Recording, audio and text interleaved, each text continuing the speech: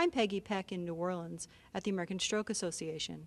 Mechanical removal of a clot that's blocking blood supply to the brain may be an attractive treatment option for treatment of ischemic stroke, or maybe not. I'm talking now with Dr. Larry Goldstein, stroke neurologist from Duke University, about a recently approved device that aspirates clots from the brain. I would just sort of like to get a handle, Dr. Goldstein, on what these findings tell us. Well, this, as I understand it, was a device approval trial that was designed in conjunction with the FDA. Device approval trials are done to just do that, to reach regulatory requirements for having a device approved. So that's what they did.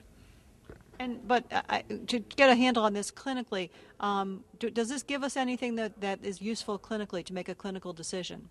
Well, it certainly doesn't help make a clinical decision since there's no comparator group. This is not a randomized controlled trial. This is a single-arm study. What the way devices are approved is that they have to do what the device is intended to do. In this case, it's intended to remove clots from brain blood vessels. How that will then translate into clinical outcome is a question that isn't answered by this type of study design.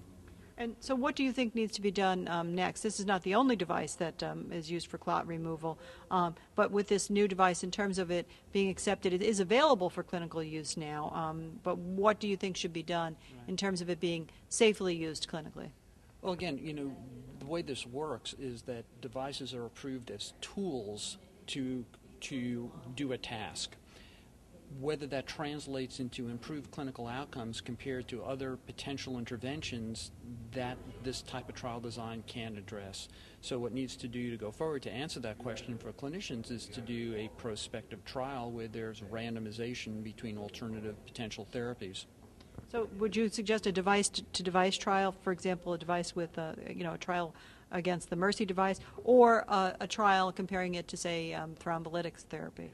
Well, either one of those might be possible study designs. A head-to-head comparison between two different types of retrieval devices, that might be one potential design.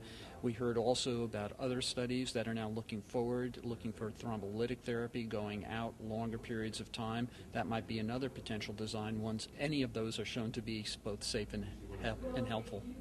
Thank you very much, Dr. Goldstein. I'm Peggy Peck, MedPage Today.